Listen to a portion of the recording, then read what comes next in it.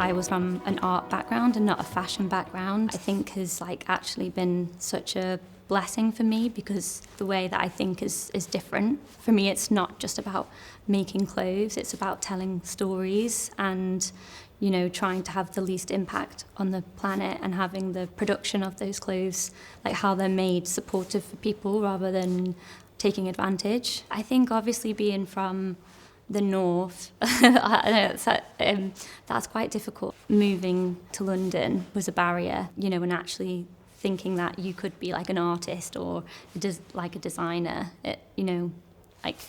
so that was kind of like a barrier. I just was super hardworking, so I'd always like try and push myself, you know, like as far as possible. But yeah, imposter syndrome is definitely a real thing for me, and I still like feel like that now. It's about confidence, isn't it, and building confidence, and especially like as a designer, I am more behind the scenes, having to speak publicly or, you know, having to do shoots and things like that. I find difficult because I am super shy and just kind of like trying to set my boundaries a bit, because I'm very much like to please everyone, and I think sometimes like you are allowed to say no, which I'm kind of trying to learn. I definitely think it should be a much more open conversation about how we're feeling and having more support systems. I think like therapy, it's just so important, and also knowing where the support systems are to have that further help. I'm quite addicted to my work as well, so it feels like it's a part of me, and I think like being creative, you can't kind of, I don't know, distinguish between the two. I like get very like focused and like narrow-minded and can't really see anything else going on when I'm really in the zone. And I think when that happens, I don't make time for myself. You know, so I think because it's quite addictive being creative, so I think I get like drawn into the work, and then that will kind of stop me from giving time to myself. And I think obviously like running a business, you have less and less of that time for yourself, and it's about making it.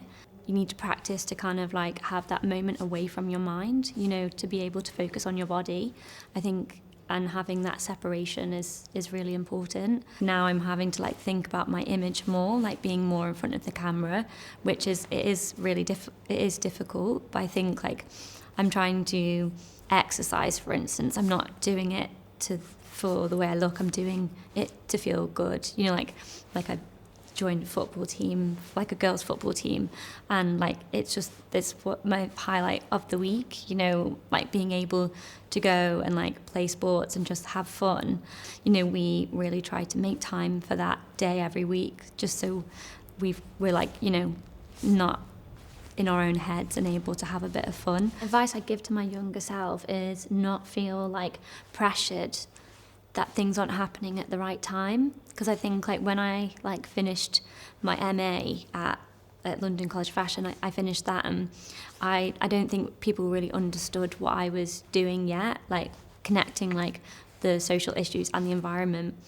And I was kind of like always thinking, oh, things aren't happening at the right time, like I'm behind, but I think like things naturally happen at the right time, so not to like worry too heavily about that, and to just kind of like, you know, have a deeper understanding of my like intuition as well. Like I think like my like, you know, you don't sometimes take seriously like your intuition, and for me I think I'm listening to that a lot more. And so yeah, I'd probably tell my younger self that, and just like chill out. In your career, as you're getting to the top, you send that lift back down and you bring as many people as possible to that level that you're at.